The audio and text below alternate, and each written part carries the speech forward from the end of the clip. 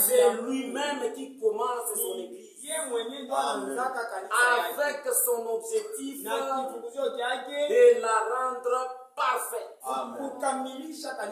au jour que lui-même a déjà prévu, les jours de son avènement. D'ailleurs, c'est pourquoi nous sommes tous rassemblés ici à cause de ces jours-là. Parce que tout un chacun de nous ici croit que le Seigneur reviendra. Et il reviendra pourquoi? Pour prendre son église. Et son église, c'est lui-même. C'est lui-même qui prépare son église. Et c'est lui-même qui va parfaire son église. C'est pourquoi tous les serviteurs de Dieu dans le monde entier, que Dieu lui-même a équipé de sa parole, c'est juste pour aller annoncer à chaque enfant de Dieu se trouvant dans le monde, afin que celui-ci se prépare. Celui-ci doit se préparer à la rencontre du Seigneur. Et comment se préparer? C'est d'après la parole de Dieu.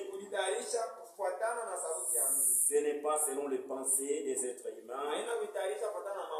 Parce que la préparation selon la pensée des humains va amener beaucoup de gens à rater l'enlèvement. Parce qu'il y a nombre d'enseignements dans ce monde.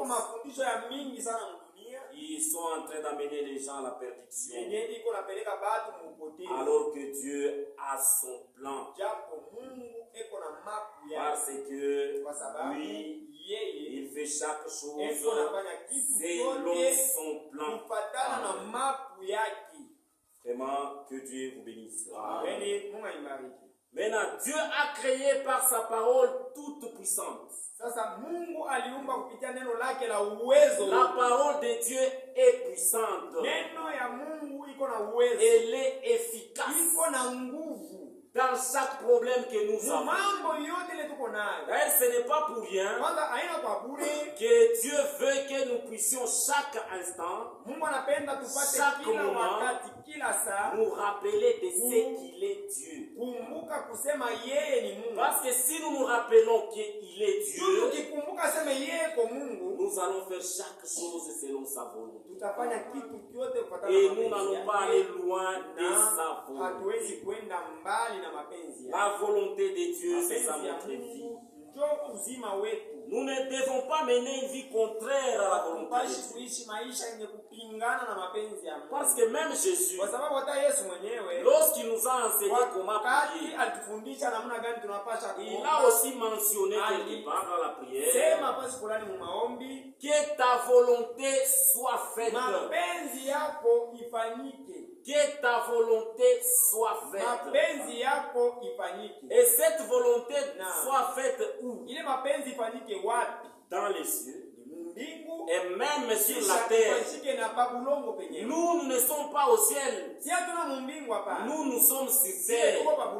Ici sur la terre, où nous sommes, c'est faire seulement la volonté de Dieu. C'est pourquoi dans chaque décision que nous allons prendre, dans chaque chose que nous pouvons faire, partout nous pouvons aller, la première des choses, nous devons nous poser la question: est-ce que si je fais ça, ça sera la volonté de Dieu? D'abord, c'est au début. Avant de commencer à faire la chose, vous vous dites d'abord: est-ce que dans la chose que je vais commencer à faire, est-ce qu'il y aura la gloire de Dieu? Si oui, commencez. Mais faites attention. Posez-vous encore la question, même à la fin de la chose là. Parce que vous pouvez commencer une chose, vous pensez que c'est la volonté de Dieu, mais arrivé à la fin de la chose, ce n'est pas la volonté de Dieu. Et si cela, ça ne donne pas gloire à Dieu, au début, arrêtez. Si ça ne peut pas donner gloire à Dieu à la fin, arrêtez. Ne le faites pas. Pourquoi? Parce que ça n'honore pas Dieu. Ce n'est pas la volonté de Dieu. Que Dieu vous bénisse. Dieu crée. Dieu crée chaque chose selon sa parole. Et la parole de Dieu, c'est une force vivante. Et Dieu parle, la chose arrive. C'est pourquoi nous ne devons pas nous inquiéter de ce que les gens disent sur nous. Nous devons nous inquiéter de ce que Dieu a déjà dit pour nous. Mais pas loin, ça c'est on ne peut pas aller chercher ailleurs. Ça se trouve dans la Bible. Tout ce qui est utile pour nous se trouve dans la Bible. On ne devait pas suivre n'importe quoi. C'est pourquoi rentrons dans notre idée de la création. La création est structurée. Pourquoi? Parce que Dieu ne fait jamais des choses en désordre. En ordre. Suivant sa logique à lui. Dieu a sa propre logique. Dieu ne fait pas des choses sans toutefois les organiser. Chaque chose est bien organisée et chaque chose a sa place. Et tout suit l'ordre divin. Ce que Dieu a déjà fait, c'est déjà parfait. C'est déjà en ordre. Il n'y a pas de désordre. C'est pourquoi Dieu demande l'ordre dans tout. Il demande l'ordre dans le mariage. Il demande l'ordre dans l'église. Il demande l'ordre dans la famille. D'ailleurs, l'église commence d'abord dans nos familles. Raison pour laquelle nous devons bien faire des choses dans nos maisons. Si ce que nous faisons dans nos maisons reflète la parole de Dieu, à ce moment-là, Dieu va bénir nos familles. Pourquoi? Parce que c'est sa volonté qui est vécue par chaque membre de cette famille. C'est pourquoi Satan, s'il veut détruire une famille, il commence d'abord par amener des petits problèmes. Ces petits problèmes-là, retenez bien, j'appelle ça des petits problèmes.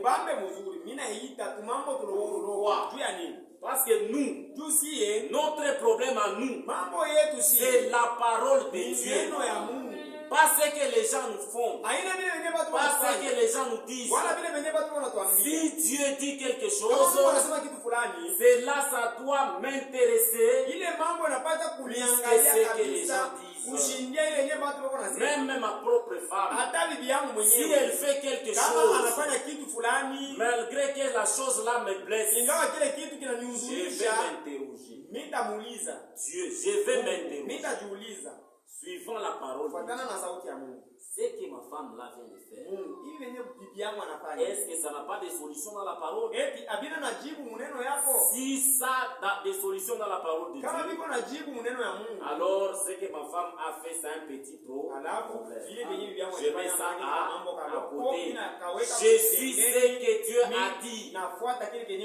Parce que Je dois répondre un jour devant Dieu. Je ne peux pas aller répondre devant ma femme. Je ne peux pas aller répondre devant un frère. Mais un jour, je dois répondre de ma vie. Comment j'ai vécu? Qu'est-ce que j'ai fait pour Dieu? Parce que Dieu nous a donné un temps. Et ce temps-là, c'est le temps de vivre pour sa gloire et pour son honneur. Maintenant, dans la création, dans la Bible, on nous dit que Dieu a créé le ciel et la terre. Dieu a créé le ciel et la terre. Lorsqu'il créait le ciel, il était dans l'éternité. Ça veut dire quoi? Même les cieux ne sont pas éternels parce que Dieu a créé ça. L'éternel, c'est lui-même. Et il remplissait l'éternité. Regardez maintenant la grandeur de Dieu. Est-ce que je peux obéir quelqu'un qui est une créature au lieu d'obéir le maître de toutes choses? C'est lui qui a créé les cieux. Les cieux d'abord. Quand j'ai dit les cieux, je n'ai pas encore parlé des anges. Les cieux, il les a créés. Il les a créés avec un objectif. Il les a créés pour sa gloire. Et dans les cieux là, il a créé les anges. Il est très nombreux. Et ces anges-là, ils étaient en groupe. Ça, nous allons lire dans Ésaïe, chapitre 57. Bon.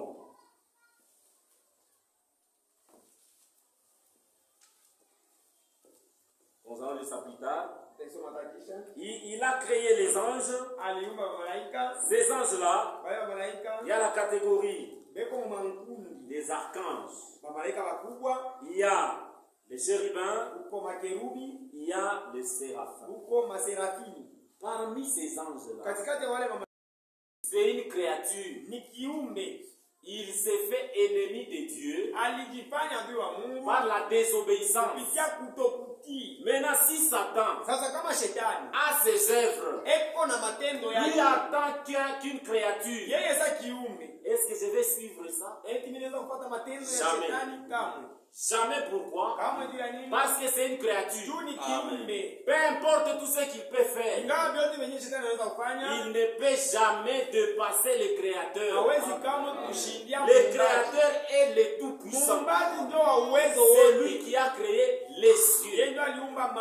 Et dans les cieux là, il a placé les anges, dont un, c'est Lucifer. Et Lucifer, il fait partie des catégories des anges, des chérubins. Ça, nous allons lire dans Ésaïe, dans Ézéchiel chapitre 28, verset 12 jusqu'à 15. Ézéchiel chapitre 28, verset 12 jusqu'à 15.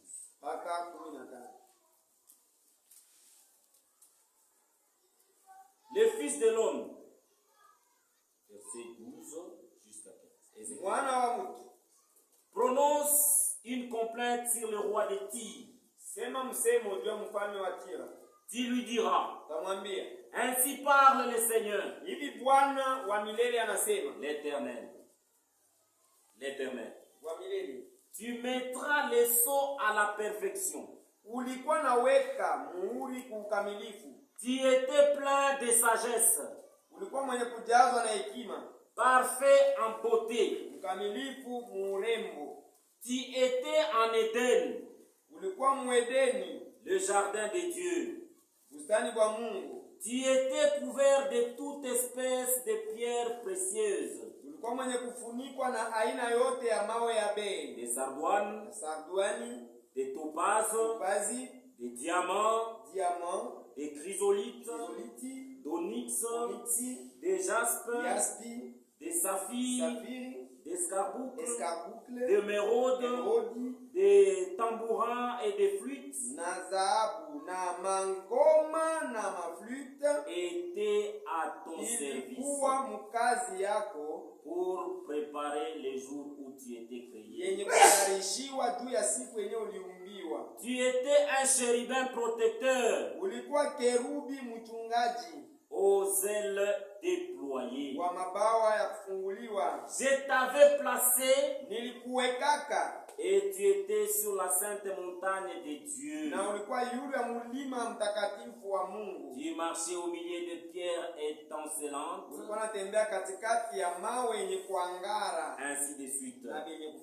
Là, je voulais souligner, ici on parle des chérubins protecteurs. Ces chérubins ici protecteurs qu'on parle dans Ézéchiel n'est rien d'autre que Satan. Il était dans les luxes. Voyez tout ce qu'on a cité là-bas, qui faisait les luxes du diable. C'est pourquoi les luxes n'est pas synonyme de la bénédiction de Dieu. Tu peux avoir beaucoup d'argent, des voitures, des maisons, tout ce que tu peux avoir, cela n'est pas synonyme que tu es enfant de Dieu. L'enfant de Dieu reste toujours obéissant à la parole de Dieu. Maintenant, dans la création, nous venons de voir que Dieu a créé les cieux. Il a créé aussi les anges. Dieu a créé aussi la terre. La terre que Dieu a créée, c'est pour y placer la vie. C'est pour que les gens vivent sur terre. Ce n'est pas pour que nous puissions quitter la terre, aller vivre dans la ligne. Ça ne se fera jamais. Dieu avait préparé la terre pour que la vie y soit. Voilà, parce qu'il y a des gens qui disent oh, la vie peut se retrouver dans la planète Mars. Si Dieu voulait que la vie soit en Mars, il allait passer la vie là-bas. On devait commencer à quitter ici, on part en Mars. Et ça devait être simple et facile à y aller. Mais comme c'est compliqué, ça ne complique même. Donc ce sont des choses qui ne sont pas vraies. Et c'est pratiquement impossible. L'univers est une création fonctionnelle. Ça veut dire quoi? Tout ce que Dieu a créé, c'est pour un travail. Et ce travail-là, c'est sa gloire. Tout travail pour la gloire de Dieu. La lune, c'est pour la gloire de Dieu. Le soleil, c'est pour la gloire de Dieu. La terre, c'est pour la gloire de Dieu.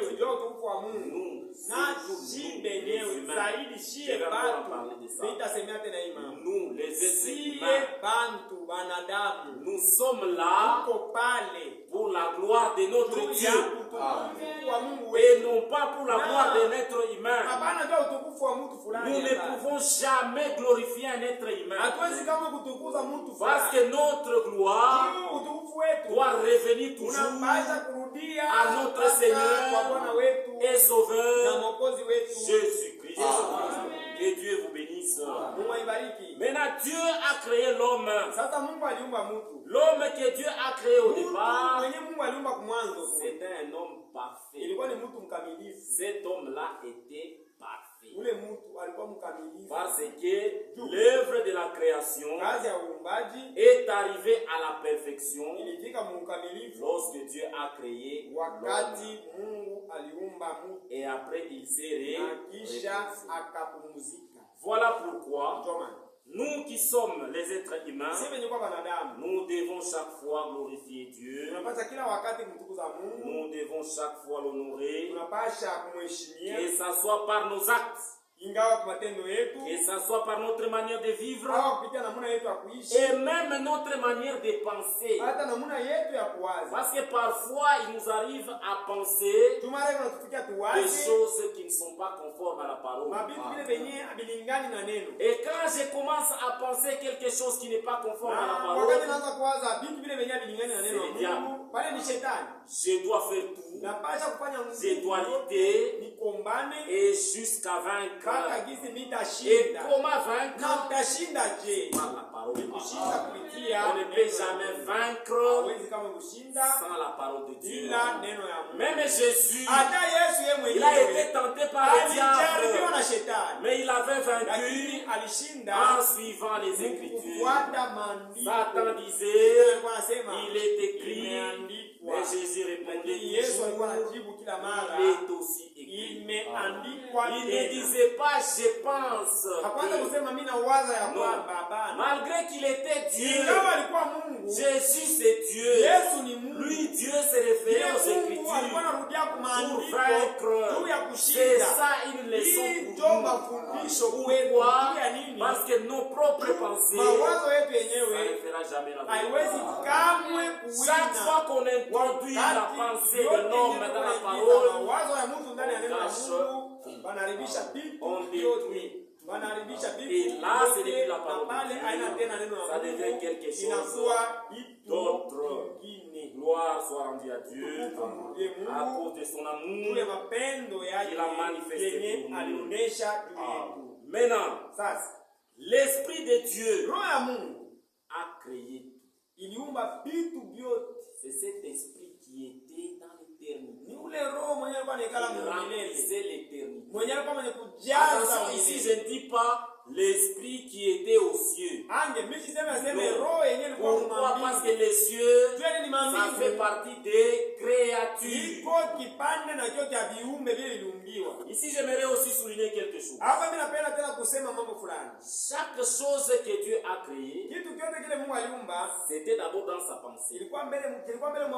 Ça veut dire même l'être humain qui faisait la perfection de la création était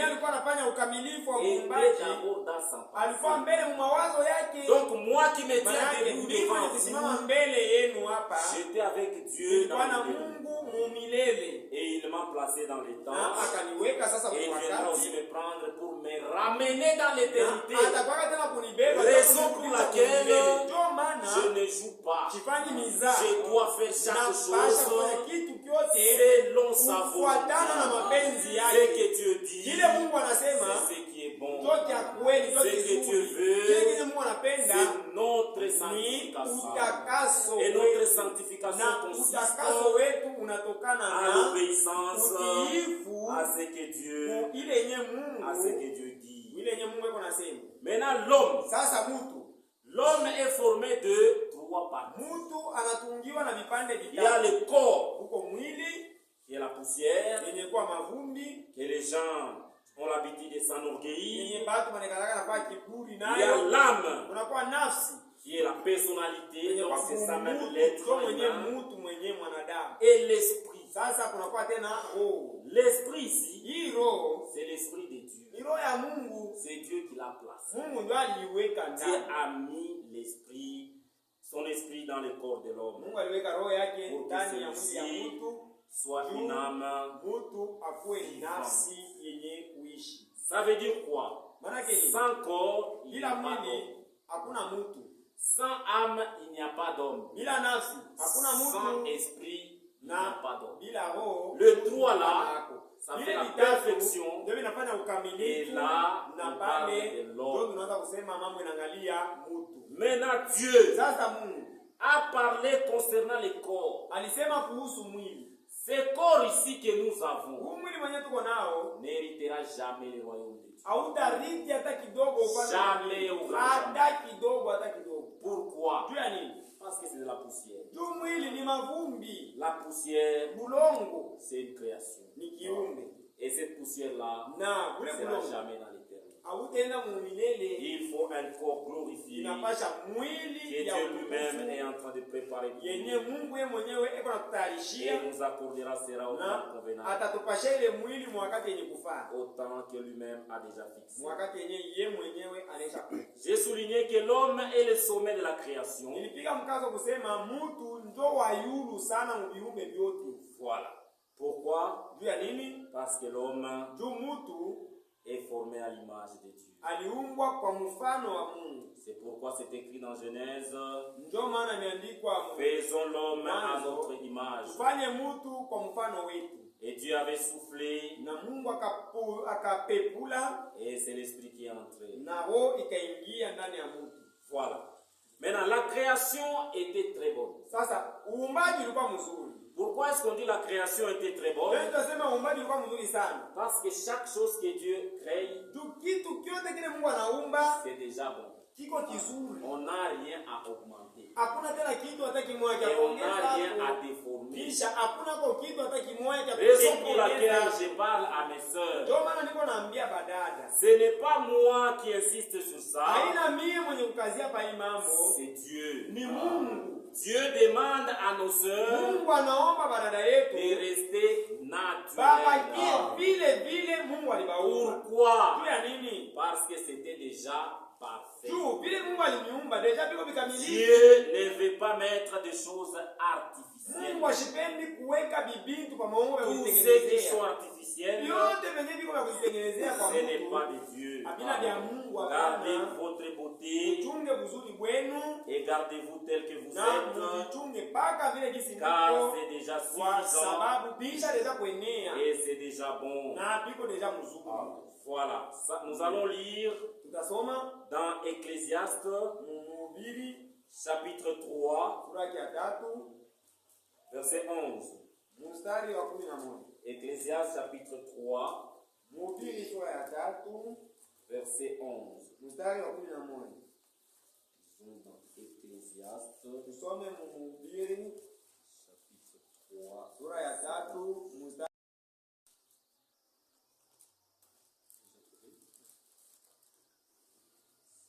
Ecclésiaste, chapitre 3, Mhubiri sura ya 3 verset 11. mstari wa 11. Il a fait toutes choses bonnes en son temps. Alifanya kitu kyote kizuri wakati wake. Il a fait toutes choses bonnes. Ça veut dire Wakati quoi? wake. Maana yake nini? Au temps de Dieu, Wakati wa Mungu. quand il décide de faire quelque chose, Wakati anapanga mpango kwa kitu fulani, c'est toujours une bonne chose. kile kitu ni paka kizuri. Donc, Maana yake dans la parole de Dieu, maneno ya Mungu il a déjà tout fait pour nous. anaweza kufanya vyote juu yetu. Et il a placé personne sur la terre Hakuna mtu kwa hii dunia ne s'est agenouillé mwenye kupiga magoti pour demander à Dieu ndio mulombe Mungu que ces derniers puissent envoyer Jésus-Christ. asema Mungu tuma hapo Yesu. Mais Dieu lui-même Lakini Mungu yeye mwenyewe avait déjà prévu alikuwa kaisha kupanga et mpango au temps marqué, nasema wakati fulani Jésus est venu.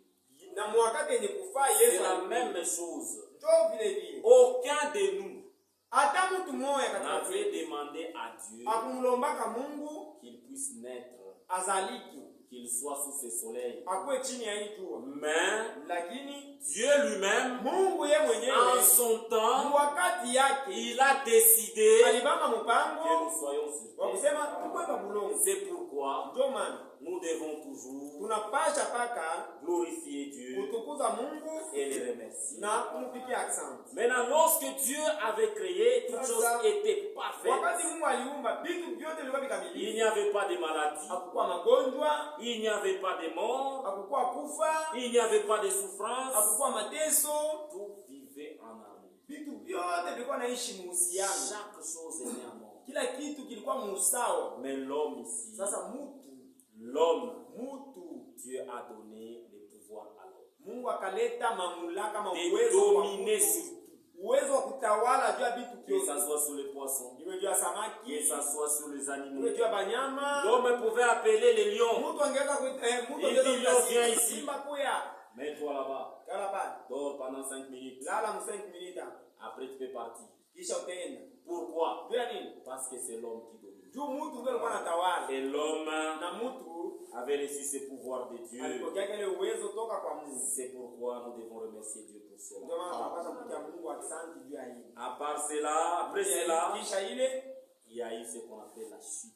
kulikuwa ile wanaita kuanguka. Voilà le problème. Ndio mambo hivi. La chute est venue d'où? Kuanguka kulitokea wapi? C'est par la désobéissance à la parole de Dieu. Kutokutii kusauti ya Mungu. Ne pas obéir, Kukatala kutii c'est la pire des choses. ni kitu kimoja kibaya sana. C'est la chose cruelle. Ni kitu kimoja kiko na uwa. Pourquoi? Juu ya nini? C'est par la Ni désobéissance kupitia kutokutii. que ce qu'on a dit ici, il n'y avait pas de maladie, il n'y avait pas de mort, il n'y avait pas de souffrance. Magonjwa, kwa malali, Ces kwa mateso. choses-là sont entrées Vile vitu vyote ni malali, ni mateso, vinaingia par la désobéissance. kupitia kutokutii. La désobéissance à quoi? Kutokutii kunini? La désobéissance à la parole de Dieu. Kutokutii kusauti ya Mungu. Nous devons faire très attention. Tunapata ukebange sana. Si nous désobéissons à la parole de Dieu, Kama tunashindwa kutii neno ya Mungu, alors alafu nous allons tomber dans le péché. tutaanguka mzambi. Et le péché est cruel. Na zambi iko na uwa. Le péché tue. Zambi iko na Le uwa. péché, c'est la pire des choses. Zambi ndio kitu kibaya sana kupewa. Mais Dieu, Lakini Mungu comme il est bon, niseko mwema il trouve toujours un chemin. anapataka paka njia. Pourquoi? Yaani Parce que Dieu, dans l'éternité, Mungu mumilele il était tout. alikuwa bio Il est le créateur. eko muumbaji Et il est aussi le rédempteur. tena eko mkombozi. Raison pour laquelle Ndio maana nous allons voir la rédemption. taona ukombozi. Par la suite, Mwile inafuata si Dieu le permet, kwa Mungu anairuhusu. nous allons aborder la chose Tutasema juu ya ukombozi par sa grâce kwa neema yake demain. kesho kimpendeze. Mais ici, nous allons continuer Lakini hapa tutaendelea en montrant comment est-ce que kuonesha namna gani le péché est la pire des choses. zambi ni kitu kibaya sana. Qui a amené le péché? Nani alileta zambi? C'est Satan. Ni shetani. Satan, par jalousie, Shetani juu ya bwivu il avait vu que l'homme alionaka se mtu avait reçu la domination sur la terre. alipokea mamlaka ya kutawala pa kulongo. Dieu dominait au ciel. Mungu yeye alikuwa anatawala Mungu. Alors que Satan fut une créature qui était créée avant l'homme. Japo shetani alikuwa kiumbe kenye kilumbiwaka mbele. Par jalousie, ya bwivu il a décidé de gâcher tout. akabamba mpango wa kuharibisha vitu. C'est à ce moment-là qu'il est venu. Ndio ile wakati alikuya Et il a fait tout ce qu'il a fait akafanya vyote vile alifanya jusqu'à faire tomber l'homme. mpaka gisi aliangusha mtu. Mais Dieu, tout ça, Mungu ile yote avait déjà vu. alikuwa isha kuionaka, Il était dans l'éternité alikuwa mumilele et il voyait tout ça. na alikuwa anaona ile yote. Et Na il a conçu akatunga le plan du salut. mapu ya wokovu. Le plan du salut, Mapu ya wokovu ce n'est pas le jour où Jésus était né sur terre. haikufanyika ile siku Yesu Le plan du salut mapu ya wokovu était avec Dieu ilikuwa na dans Mungu l'éternité. mumilele.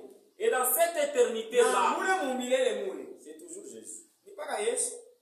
C'est toujours Jésus. Ni paka Yesu. Jésus, c'est lui Dieu. Yesu ndio Mungu. C'est lui qui était là. Yeye ndio alikuwa mule.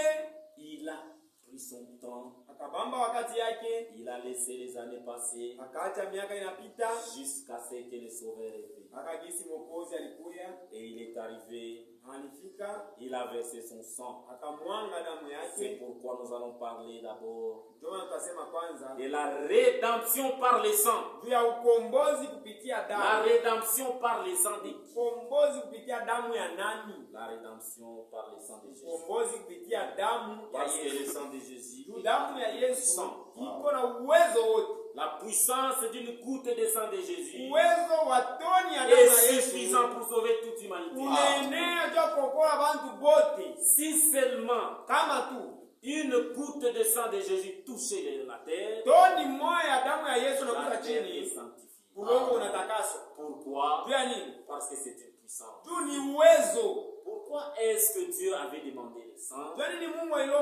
Parce que l'homme avait essuyé son sang. Il est tombé. Il avait essuyé son sang. L'homme qui faisait la perfection, il a commencé à mourir. Il a commencé à souffrir. Il a commencé à tomber malade.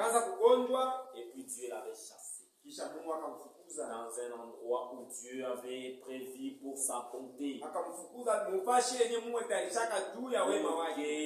Adam et Ève vivent en paix. C'était le jardin d'Éden. Et là, on les a chassés. Pourquoi est-ce qu'on les avait chassés? C'était toujours par l'amour de Dieu. Dieu est amour. Dans son amour, il les a chassés et il les avait empêchés de revenir pour aller toucher à l'arbre de vie encore. S'ils allaient toucher encore à l'arbre de vie, ils devaient vivre éternellement sans mourir, avec la maladie, avec les cancers, avec la souffrance, avec tout ce que nous voyons comme mort aujourd'hui. Mais Dieu ne voulait pas ça. Pourquoi? Parce que dans son plan éternel, il avait déjà vu cela et il les avait empêchés selon son plan. Pour ce soir, que le Seigneur vous bénisse.